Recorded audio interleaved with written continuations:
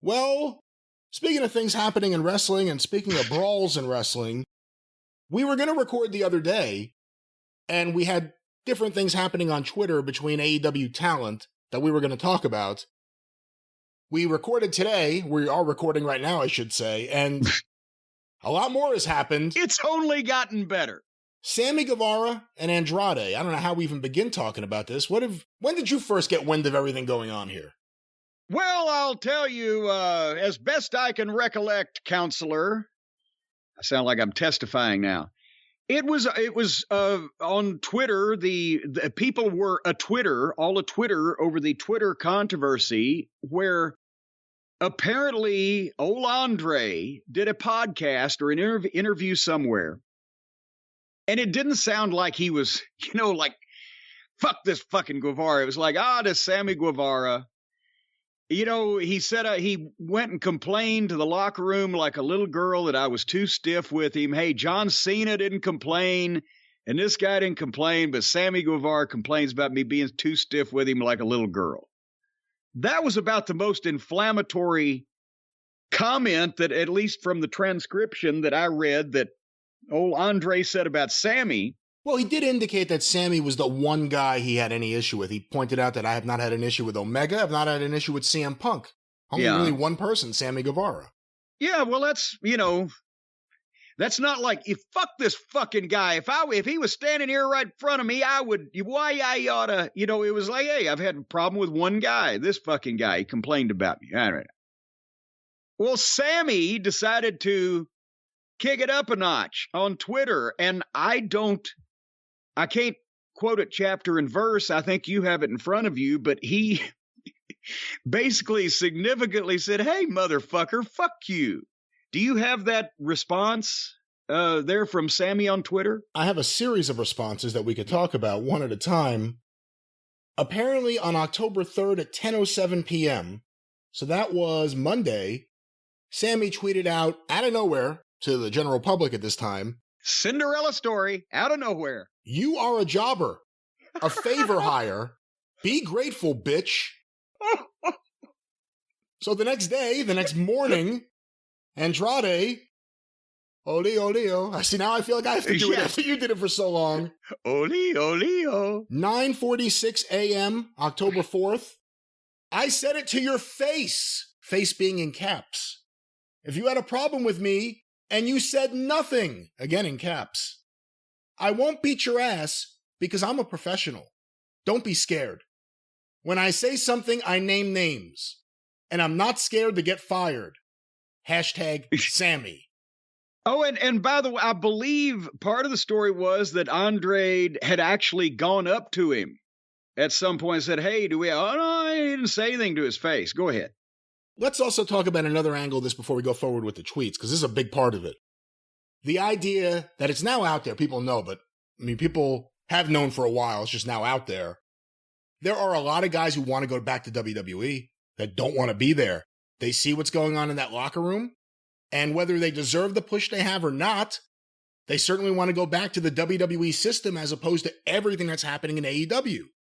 Again, Andrade may not be someone that you go, oh, what a amazing talent to steal back. But in his head, he doesn't want to be there, allegedly. And that's why, allegedly, people have been saying, including Sammy, I'll keep trying to get fired so you can go back to the WWE. Well, Sammy responded to the previous tweet from Andrade, 10:57 a.m. on October 4th, so about an hour and 10 minutes after the previous tweet. Sammy gets up a little later. You didn't say shit to me, you liar, but here's some truth, you ungrateful prick. You would be jobless if it wasn't for your dad-in-law. Are you really mad at me or mad at yourself for failing to get over for a second time? Second in caps. Ooh. Just go back to WWE like we all know you want to do and fuck off. Wait a minute, hold on. A large order of fish heads, please, for Mr. Andre Olio. So that was Sammy's response to Andrade saying, I'm not scared to get fired. Well, that did not make Andrade Olio. Now I'm doing Andrade El Idolo happy.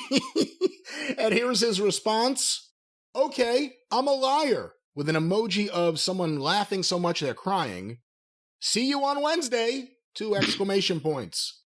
I'll tell you to your face again! 3 exclamation points. And nothing you say that you do not have any See, this is where there's sometimes a translation issue. And nothing you say that you do not have any problem. At this point, well, he told him. A third party jumped in. Jose, the assistant, at 10:51 a.m. I was there and can confirm this incident happened. Andrade gave an honest interview about his thoughts on AEW, his upcoming Rampage match with his AEW career on the line, and more. Good thing no one in AEW can translate Spanish to English. Uncensored, all in caps, with a emoji of someone covering their mouth. And that's another thing. Did you realize he had a match coming up with his career on the line? Against number 10 of the Dark Order, whose mask was on the line? Yeah, apparently now they're going to try to rehabilitate number 10 into some type of legitimate, well-thought-of talent by popping his mask off because he looks so stupid and he's number 10. But they put him to just, instead of just having him go away for 2 weeks, come back and take the fucking mask off and start fresh, they booked him in a mask versus career match with Andre Oleo. And if anybody thinks that Andrade was going to lose that and retire, well, but just that was supposed to be on Friday, and more on that later. Well, one final tweet here. Ricky Starks chimed in, and I think he spoke for a lot of people. Man, can my coworkers just shut the fuck up for a minute? And Jim, let's talk about this, the Twitter exchange over a couple of days, Andrade and Sammy Guevara. Well, again, I guess it's the generation that Sammy's in that he thinks that that's an appropriate thing to do is to, and I mean, I've jousted with many people on Twitter, and everybody fucking jousts with people on Twitter. When somebody's in goddamn Auckland, New Zealand, or Swaziland, or you don't know where the fuck they're at, and you see they said something, well, here, fuck you, motherfucker, but you work with this guy. You're going to see him every week at TV. It's one of the boys that's in the locker room, and you choose, instead of calling the guy up on the phone, if you're that incensed about what he said on an interview, which basically was that Sammy's the only guy that ever said that or ever complained about him being too stiff or whatever. That's not the most inflammatory verbiage I've ever heard, uttered towards somebody else. So Sammy, instead of calling a guy on the phone, or instead of going up to him on Wednesday night, he wants to make a production out of it. He wants to tell the whole world. And in the process, he wants to call more attention to the fact that everybody in that locker room hates each other, and they all act like they're fucking 12. Except this time, Sammy's not engaging in, distasteful public displays of affection with Ty Mello Conti. He's fucking talking about a guy that probably, let's face it, we haven't had much good to say about old Andre's matches, but he can probably kick the shit out of Sammy Guevara. So I don't know why he chose that route to, but again, then what's the other guy going to say when this fucking little guy with a slappable face, which is why he was such a good heel until we found out he's a mental incompetent and can't figure out he accidentally got over and can't figure out how to stay over. Now the people really do hate him, not just because he's a heel. What's Andre supposed to do? Just sit there and take that Twitter lashing? He was bound to say something back.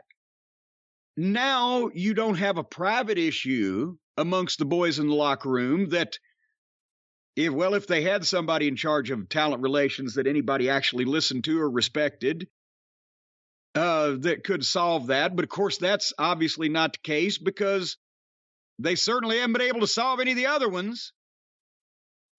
But they could have kept it amongst themselves and come to TV and either bitched at Tony or bitched at each other or whatever in some type of face to face before it got to that point. Because now well, I'll see you Wednesday. Well, I'll see you Wednesday, motherfucker. So then let's get into part 2 of this fiasco. Well, let me ask you a question. Ahead. Just in general, because this is something we really have never had to experience before. If you were on the WWE main roster, or in the days of WCW, or even really, well, I shouldn't say Impact, but if you were on a main event, if you were on a main company's roster, you weren't doing shoot interviews. Right. And nowadays we're at a point where everyone talks to everyone about everything. Right. Is this, unfortunately, a natural byproduct of that? The fact that Andrade is doing what everyone else does. He's doing an interview where he's giving his honest and open thoughts, we believe. I mean, there still is, knock on wood, there's still a chance it could be a work. He's doing an interview where he's giving his thoughts because he's being asked an honest question, and he has 2 options. I can now lie to this guy who's going to treat me like I'm a liar because everyone else isn't lying to him. Is this kind of a part of the problem of letting guys go out there and do all these interviews? Well, it causes, because if he's going to be on, everyone doesn't like somebody, it's going to keep coming up if people keep talking to people. Amazingly enough, there's the concept of doing a reasonably shoot interview and still keep, MJF does it all the time. Punk weaved seamlessly into it back and forth with knocking people that he wasn't really mad at the same time as he got the point across about the people he was mad at. You can do a shoot kind of interview where nobody's going to say you're lying, and at the same time, you don't have to goddamn spill your guts about everything you think and everything that's going on like you're being interrogated by the enemy as a prisoner of war. So there's that. And even then, back in you said that guys that were working for the WWE or main roster big company back in the day would not have been doing shoot interviews, but that's what Sean kept making little comments about Brett that could be taken by the people who knew as one way and the people who didn't as another, whatever. It's still going to come out, but the question is, do you just immediately start like fucking children in front of the general population bitching at each other on Twitter if you're 2 grown men that are going to see each other, that have to work together, that can't just dismiss each other? If I don't like something somebody says, I can block them on Twitter, or they can block me, or we can cuss each other out and I can win, which is what always happens. But this is a case, they're going to have to physically, or at one point, since they were on the same roster, they were going to have to physically wrestle each other. They're going to have to occupy the same locker room. They're going to have to, for the foreseeable future, or at least they were before all this went down. Who knows now? So that's the time. If you're genuinely pissed off about what the guy said, as our friend Stephen P. New says, his motto is, I will give any man one chance to do the right thing. If Sammy he's too nice. Well, though. But no, one chance. If Sammy was so incensed that old Andre had said that he complained like a little girl, then he should have called him up on the phone and said, hey, let's sit down and talk on Wednesday and air this out one way or the other. Or however they wanted to present that, instead of on Twitter in front of the world. Oh, because it makes the company look like shit. And Tony's not in charge enough to do anything about it. It might not have made the company look like shit if 3 of their executive vice presidents and their biggest star were still not suspended for having a goddamn hey Rube in the locker room. It wouldn't maybe look so bad if Kingston had not been suspended for 2 weeks just recently for trying to pie-face Sammy back in the back. And there was the story that old Thunder Rosa was hiding in the bathroom after she broke one of the other girls' noses. She was afraid that they were all going to beat her up. What the fuck is going on here? And it's not even, here's the thing, it's not even like in the old days when Sean and Brett might get in a scuffle, or Nord and Butch Reed in Oklahoma City, or guys that were well matched and give you a good fight. It's goddamn ridiculous. Half these guys can't fight to begin with. And the matches ought to go on as practice in the fucking locker room and put the shoot fights in the ring, and the TV ratings would go up. But that's the thing is, no, and Tony, again, sitting back watching his wrestlers talk this way on Twitter. And tell me, the story is now that he spoke to them beforehand. Again, we don't know how he spoke to them, or if he spoke to them together or separately, but the story goes... the quote was that, he talked to both of them. Well, does that mean by text? Were they even in town on Tuesday, wherever they were supposed to be by that point? Did he gather them together? Obviously, he didn't, because apparently it sounds like the first time that they saw each other face to face was back in the back at the Wednesday TV. So go ahead, read the Zabada. Well, here's what was reported on the Wrestling Observer newsletter website. Following their back and forth on Twitter this week after an Andrade interview where he said he had an issue with Guevara, Meltzer said both men were talked to Tuesday and were told no fighting or else both would be sent home. Now, wait, hold on. Okay, Sammy Guevara, Andre Olio, please go to the principal's office. Now, boys, don't want y'all fighting now, or we're going to have to send you home. Call your parents. Seriously. Well, listen to this part. This is the part that got me. In Andrade's case, he was told he would not be fired if he got into a fight. Both agreed and said there would be no issues. So Andrade was given a get-out-of-jail-free take-a-shot card. We're not going to fire you. We'll just send you home. What is that? Well, and again, for all the people that are trying to say, oh, no, it's all a bunch of bullshit that guys are trying to get fired or guys want to leave, Tony Khan recognizes that it is enough of a possibility or even a probability that Andre is indeed trying to get fired so that he can go back to the WWE, that the president, the owner, the manipulator, operator, major domo of the entire company tells the guy, if you beat the shit out of Sammy, we're going to send you home, but we won't fire you because we know that's what you want. Why else would you say that? Hey, we'll go back to this in a second, but what you just said triggered a thought. If that's how they reacted to him here, how does that affect any potential legal action with the CM Punk case if anyone's fired or suspended? Well, we know they're suspended, but if anyone's fired, look at how AEW is dealing with this situation.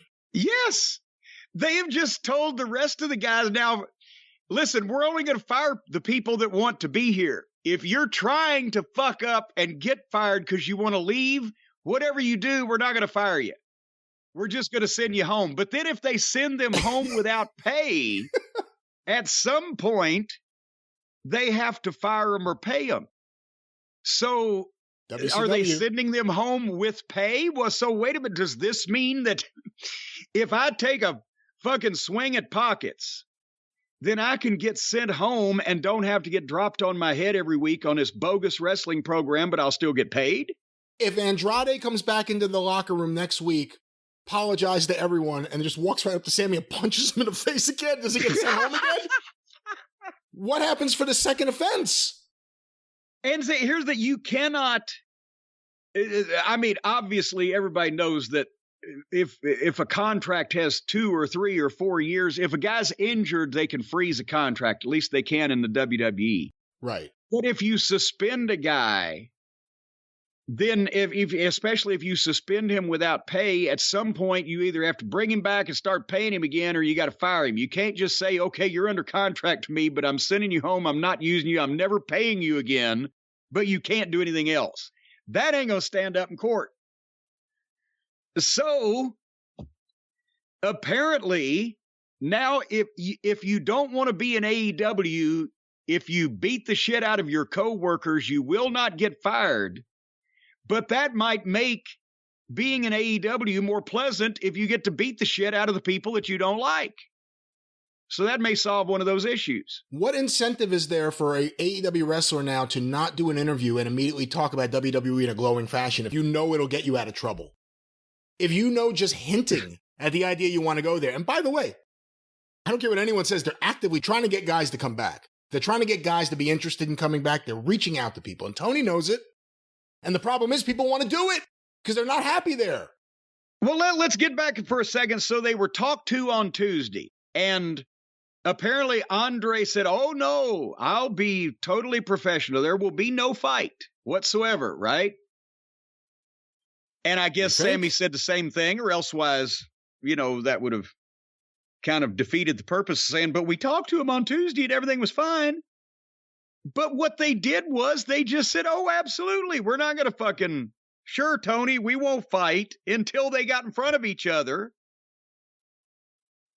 But then from what I've heard, Sammy was not actually motivated to follow through with all of the fuck you and drop dead and eat shit and all that stuff he said on Twitter. He was like, and old Andre just said, wow, fuck you, Pam. But again, and I don't know in real life in a bar or anything if Sammy would go for it or not, but he is being a good employee there if he's not doing anything because Tony just told him don't do anything. And he said yes. But he's being a good employee. He runs his fucking dick licker Tuesday to a guy that can kick the shit out of him in his sleep.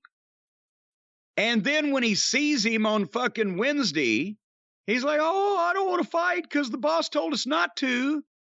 Well, it's good because if the boss hadn't told us not to fight, Sammy was still going to get his ass kicked. He put himself in that situation, but it wasn't a situation he could win in. Because Andrade can do whatever he wants. He can come up to him and blow him off, or he can come up to him and punch him in the face.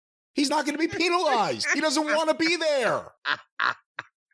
Sammy was in a bad... Again, he put himself in that position, but he couldn't have won in that position. As soon as Andrade came up to him, he was screwed. So here's what happened. The Booker of the Year and the experienced promoter that Tony Khan is, he believed both wrestlers who were actively saying fuck you to each other when they said, oh, we won't have a fight in your locker room, we promise. And 24 hours later, they had a fight in his fucking locker room. And he only sent the one home because he already told Andre he wasn't going to fire him, so he sent him home. And a lot of people were upset that Sammy, and I'm talking about fans were upset, and apparently some of the talent in the locker room were upset that Sammy wasn't sent home also, because even if he's not the one who swung first, he is the one who directly engaged in the trash talking on Twitter first. They just suspended everyone that was in the room for the Punk Young Bucks incident. They suspended the people that were trying to pull that one apart. But conveniently, Sammy was teaming up in the main event on the television show with our friend Y2J. And obviously, Jericho said, oh, Tony, you can't send Sammy home. It'll fuck up our tag team match. And I'm the most important thing in the world. And I'm your big star now. And the whole company's going to collapse if it's not for me and my sports entertainment. And so Sammy ended up not only wrestling in the main event on national television, but he's the one that gets the pinfall. When Jericho knocks the other guy out, Sammy covers him. 1, 2, 3. So Sammy gets his hand up. And Andre gets sent home for Sammy being the one to run his dick licker. And because, again, Andre was not on that podcast going, I'm going to slap the shit out of this guy. Fuck him. Hey, Sammy, you listen to me. He was like, hey, one guy said I was stiff, complained about me, whined like a girl. Remind me, the Eddie Kingston incident, was it that Eddie tried to pie face him and Sammy didn't do anything physically there either? Yes, basically when Sammy came back, apparently Kingston rushed up to him and said, who the fuck are you calling a fat piece of shit? And attempted that, and Sammy was, oh my gosh, oh golly. I think he needs to make sure he doesn't go anywhere without Ty from now on. Ty might need to take care of him. Hey, she's a badass. Be his bodyguard. Yeah, she's a black belt, I believe. She exactly. Could. Yeah. And that's why, it may have been better for Sammy if she's the one that fights Andre. So let me talk to you about Andrade a little bit.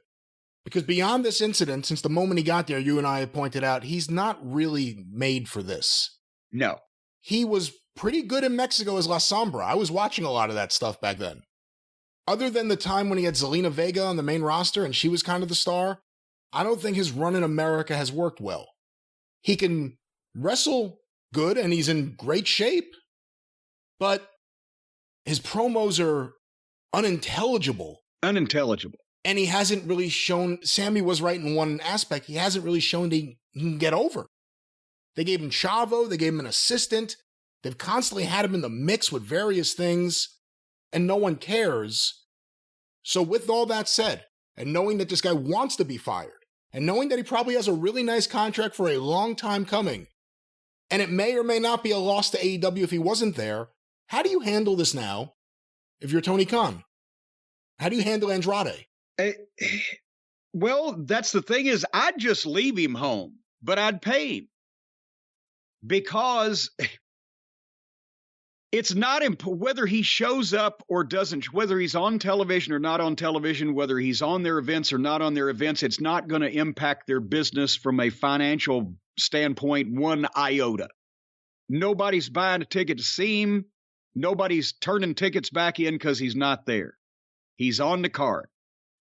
If you fire him, then you've set a precedent where, you know, anybody that wants to get out of there can do something to fucking get fired. And at this point, Tony's going to have to realize he's been taken on a lot of these guys. He's signed long-term Pac. He's got Pac for fucking 5 years, right? Jesus Christ, we've seen everything he can do, and you can see that in 3 weeks. It's the same thing every time. And this is on the heels of everything that is or isn't going on with Malachi Black and Buddy Murphy. Yes, with the house of the black folks over there, Malachi Black and Buddy Black and their little friends. They want to leave. But the problem is, if he lets them, then anybody now from now on that Tony signs is going to know that they can fuck up and get out of there. So, unfortunately for Tony, the thing to do is, you know, suspend them if they do something, and then, but at some point you're going to have to start paying them again, but still don't bring them back. Put them in the deep freeze. And for a lot of guys, they won't care. What is that, Ring of Honor, the deep freeze? No. I mean, they aren't seen in public. A lot of guys won't care going to the mailbox every week, getting a fucking check and never be seen in public. That would be a dream job for some people. But most of these guys these days are so markish, they would definitely rather take a large cut in pay and, you know, or no money and work and just ruin their career. Because if you've got them for 2.5 years, if they have to sit home and they can't do anything else, everybody's going to forget about them. Except if you're not going to do that to a Punk level person. He sat at home for 7 years. People didn't forget. But Andre, and I would assume he couldn't work in Mexico either if he's under contract to AEW. So if guys are specifically trying to get fired to go back to the other company, if Tony, you know, wants to stop that, he's going to have to set the precedent that you might get sent home and you might get paid, but you will be in the federal witness protection program. If I've got you for long enough, people will forget you ever existed before you can ever get in a wrestling ring again. And then Tony, meanwhile, takes his lumps and pays that money out for being stupid enough to sign a lot of these people to begin with on the say-so of a bunch of his currently suspended EVPs. What's to stop Tony, and he wouldn't do this, but doing what Vince did, maybe not as cruelly, but just a mass release of some of the people that either don't want to be there or don't want to be there and aren't really helping anything anyway. I mean, if Andrade goes back to the WWE, it means nothing to WWE, it means nothing to AEW. He's just one of these wrestlers that exists. He'll go back and forth, but it won't cause anyone else to go back and forth in terms of a viewer or someone buying a ticket. You've set the precedent, though.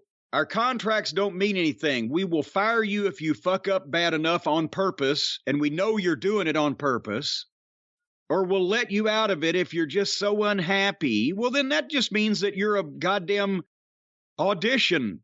You're bringing somebody in for a while.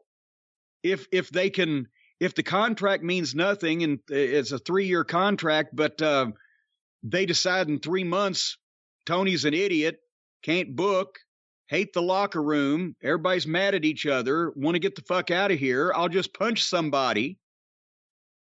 Well, you can either get fired and be rewarded with what you want, or you can sit at home for the next 2 years and 9 months until everybody, thinks you're fucking dead. But to look at it maybe from a Tony Khan perspective, not to say this is the right thing or not, but here you have a guy making a good amount of money who hasn't really meant much to the business of AEW. No one has bought a pay-per-view because of Andrade. His merch sales aren't, anything to talk about. There's nothing that really is tangible with Andrade. There's nothing that lends itself to growing your business. So you have a guy that's making a lot of money, not really what you want. WWE used to have the ability to cut guys after 90 days, you're gone. Or actually, they can cut guys at any time now that I think about it. That's the other thing. Beyond this whole issue with WWE, and if Tony finally, and Tony's not the guy to do it, but if they had an executive there or someone who could put their foot down and say, look, this guy did want to go back, and we don't want him, we're letting him go, no one else is going to get this kind of fucking treatment. Cut this shit out. I don't know. I mean, is it really worth it to hold on to this guy for another 3 years? Andrade? Does he mean anything to either company? First thing, they just said to the two guys, well, don't fight on Tuesday. Okay, we won't. And on Wednesday, they fought. Well, that's why I'm saying it can't be Tony and it can't be Mega, because people there don't see them as people that need to be respected as bosses. My response to that is that it was the time for Tony to do that before it became public that the guy wants to get fired. He should have fired him before it. I can't believe that once a year, at least, Tony has not sat down and looked at his talent roster and looked at the contributions or lack thereof that some were making, and look at the bloated nature of the nobodies that he just has everywhere, and look at the people that couldn't sell pussy on a troop train, much less goddamn have a great wrestling match, and it's just an indie darling that was of the moment, and somebody got, fucking hysterical and signed him up, and clear everybody out once a year. Go up and down your entire roster. Contracts coming up, people on per nights. Who do we fucking need? Who do we not need? Who's worked out? Who's just fucking hanging around? Who's not worth a shit? Okay, these contracts, they're going to be due in 6 months, but I shouldn't have signed them to begin with. So these guys are the ones that are going to be putting everybody over, trying to get some other people fucking over, whatever. But he hasn't done a house cleaning in 3 years. A couple of the people that really fucked up bad, like that fucking Jimmy Havoc and Jelly and whatever, they were allowed to matriculate out. Well, no, Jimmy Havoc was cut. Jimmy Havoc was the one guy cut early on, if you remember. Yeah. Well, that's why I'm saying. Well, and he didn't even cut Jelly. He couldn't even spread Jelly. But he quietly let them, wander off back into the fields where they came from. But a company, especially of that size, with that payroll, that once a year, he has not gone through and said, okay, what was I fucking thinking? Who talked me into this one? I got to get rid of them too, whatever, and cut off some fucking deadwood. But he won't, and he hasn't. So now, but that was the time before people figured out publicly which ones and who want to get fired on purpose to get to flock out of Dodge. He should have been firing them. It's all going to be very interesting. I mean, AEW has a lot of problems right now. And what do you think about the idea that now all of a sudden people are paying attention to these problems? Now because it's overt, because there are incidents that can't be ignored. People are talking about this, but for a long time, we weren't the only ones. We were certainly the most prominent ones. But for sometimes we were the only ones talking about the problems backstage in AEW, the problems with the management structure, the problem with the lack of management, all of these issues beyond the bad booking, which now people are paying attention to because they can't ignore it. Beyond people not buying tickets like they used to, which people are now paying attention to because they can't ignore it. All of the management issues that we've talked about, What are your thoughts on the fact that people are now kind of paying attention to it? Well, and it's not, here we're not trying to say, I told you so, I told you so. Here's the deal. Other people were talking about it since the start. They just didn't happen to have a podcast that reaches as many people as we do. And when I would talk to either people who had been in the wrestling business for 30 years who were looking at what was going on, they saw the same thing I did. Or except for the ones that wanted a job at a high fucking financial rate, they wouldn't admit that, but I'm sure they saw the same thing. And there were some people in the wrestling journalism community that when this first thing came up realized it's an unproven, inexperienced guy with the personalities involved. That wasn't Uncle Dave I'm talking about, but there were people. And it's just now it's more obvious to everybody that they can't ignore. It's happened out in front of them. But that's the thing when you've been, again, if you're a chemist, right? And you've been experienced chemist for 30 years, you know that this compound and that compound and this chemical, if you mix that, you get nitroglycerin or whatever, right? You don't have to mix it and wait for it all to blow up to know what you're going to get. When you see the three chemicals, because you've been doing this shit for 30 years, you go, if you mix those up, that shit's going to blow up. You've got an inexperienced boss and booker who's the same person who's never done this before at any level, much less national television. You've got veteran wrestlers with name value that saw a money mark. You've got new wrestlers, indie wrestlers that have never been on television or done anything to this extent, and they see him as a way to get on TV. And of course, they probably think he's a great booker because he's booking them on TV, and they've never seen what a fucking booker does before. So they don't know the difference. You put people in positions that they didn't know how to do, either at all or at that level. People that believed their own publicity and thought they were the greatest wrestling stars in the world. And then when they got real stars, the jealousy started bubbling up because guess what? I don't care how over Kenny and the Cucamonga Kids thought that they were in their world. They were never CM Punk over, even Chris Jericho over, or Bryan Danielson over. Although Danielson's such a nice guy, he stays out of, bickering. But it's not that easy, or somebody else would have done it. It's not just the money. And there's been a lot of people that tried to do it that had more of everything else besides the money. But they didn't have the money. So Tony had the money, but as we're finding out now, he didn't have most everything else and wasn't smart enough to put that together. And he is, and one more thing, and I'll close this comment up. He promoted a bunch of people in talent relations to work under him, but talk to the boys that may be fine people, but again, have never done any of that before. So there you go. Well, I don't know. I think it's a great idea to put Tony Schiavone in a big talent relations position. But Jim, when you talk about all the decisions Tony Khan has made, good and bad, I would have to think someone in his position, and he comes from means, he has a lot of money. I would have to think he may be distracted from AEW because he's spending a lot of time investing in fine art. Well, that's true because he's collected football players and soccer players and wrestlers, but the real way to make the money, folks, is collecting fine art. And our friends at Masterworks, they have been kicking ass. Have you heard about this? Brian, have you read the news? Right anymore, if you put money in the stock market, it's a gamble. You might as well be going to Las Vegas. Put everything on 21 black. You never know. The market's up, it's down, it's sideways. You never know what's going on. But folks, with Masterworks, do you know that Masterworks has given an average net return of 29% to their members?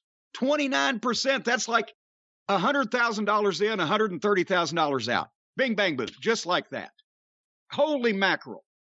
Can you get a 30% return these days in the stock market? Last month, Masterworks sold another painting for a 33.1% return, while the market was nuking everybody else's 401ks. Brian, has your 401k been nuked?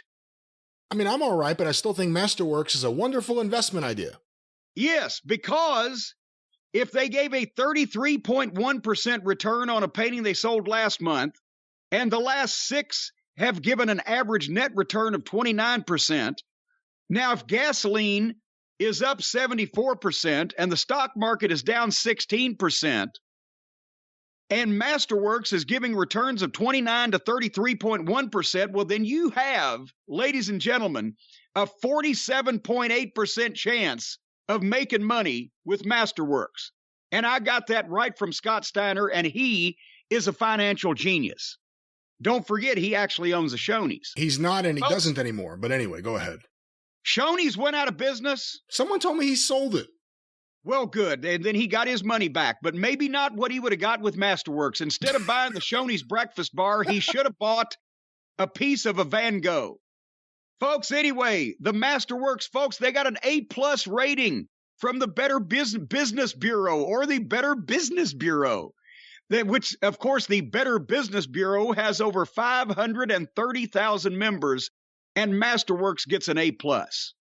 That means that out of 530,000 members, to get an A-plus rating, well, there's a 1,474% chance of that not happening, according to my math. That's not math. I don't know what it is that you're doing. What do you think about the Better Business Bureau? Do you think more companies should use the word bureau? Yes, bureau is an underrated word these days, because a bureau, it intimates a collective group of people that are working together for the common good, right? The Bureau of Investigation, the Bureau of Alcohol, Tobacco, and Firearms. They're regulating things. They're keeping an eye on things. Bureaus are very good things. And business, that's a good thing. And if you're better, then that's an even better thing. So the Better Business Bureau, that's fantastic. And that's what Masterworks belongs to, folks. So I'm telling you, what are you laughing at? It's better to do business with a bureau. That's right. I wouldn't recommend nonsense to you guys. These people at Masterworks, they're good people. They use their left and right turn indicators. We've talked about them many times. They're trying to make you some money. We've met with their people to talk about how amazing this opportunity is, and so many of you signed up before that they want to offer all of you now priority access. You can skip the wait list, and you can get in on this. You can get a piece of that Rembrandt and cash in and have your own island in the South Pacific even quicker by skipping the wait list. Go to masterworks.art/Jim. That's masterworks.art/Jim. And before you do that, you can see important Regulation A disclosures. I'm not sure whether they come from the Better Business Bureau or not, but they're important, and they concern disclosures on Regulation A. And you can see that at masterworks.com/CD. But anyway, skip the wait list. Make money. Masterworks.art/Jim. That's right. Well, there were no slashings backstage at AEW, but there was this incident. I asked you before, what do you do about Andrade? You brought up the Eddie Kingston incident. Now there's this. What do you do about Sammy Guevara if you're Tony Khan? Oh, what do you do with the problem like Sammy? I mean, what has he done? Think about this. He started out, originally, I think he was a babyface, wasn't he? Or was he a heel? But at the start, he was a babyface for a bit. Then he was a heel. Yeah, he used to come out with like a big boar's head, and his nickname was he's the best ever. So I think he was a heel, even though he had the big boar's head. No, the first week, I think it was a panda head, wasn't it? Oh, I don't know. It was some animal. Some animal. Maybe I'm thinking of Moose Cholak. I'm not sure. Possibly a bear. You might be thinking of Moose Cholak or Mantar. You're not sure. But anyway, the point is, he got over as a heel to the point where then he got over as a babyface. And people were cheering him, and they liked him, and everybody was saying good things about Sammy. The only thing bad they were saying was he's going to fucking kill himself because he's taking all those goofy bumps. But the people were behind him. And then, by becoming basically himself, and I always say that the wrestler, you should always be yourself. In Sammy's case, that was a drastic error. When he ditched the girl he proposed to on national TV and he started playing sticky finger with old Ty, and they started the public makeout sessions and the whole 9 yards, the people started turning on him and booing him, not as a heel, but as a, you know what, we're kind of tired of you, you smart-ass prick. And he was self-destructing there. And then, the constant personal conflicts with whoever the fuck that he said, hey, his thing with Eddie Kingston was, we talked to each other and we, we're supposed to go over what we didn't want each other to say in our promos.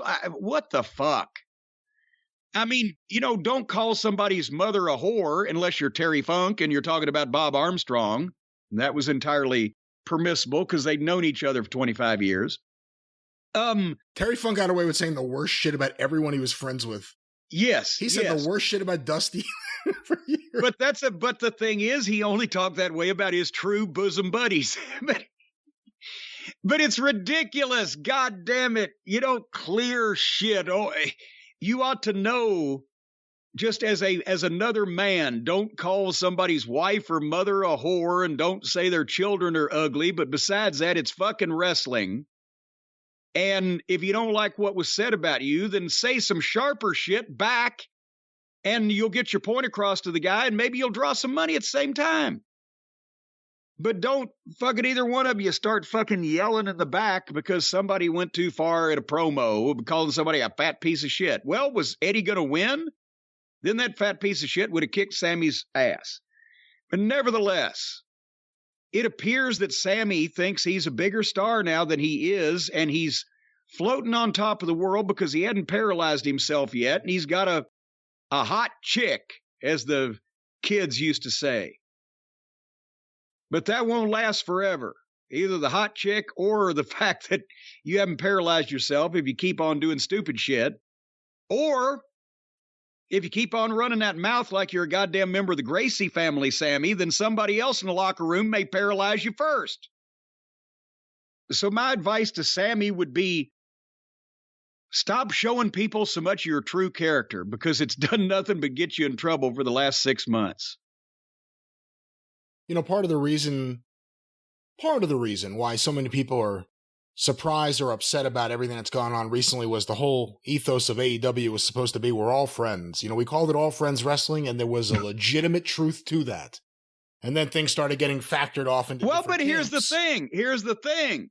It started out as All Friends Wrestling because all of the people hired to be wrestlers were friends of the, Tinkerbell and the fucking twins. But when they had to open up their roster to more legitimate and or experienced talent instead of the indie darlings and school friends from Cucamonga, that's where people stopped being friends. But what's the old saying, Brian? It's the wrestling business, not the wrestling friends.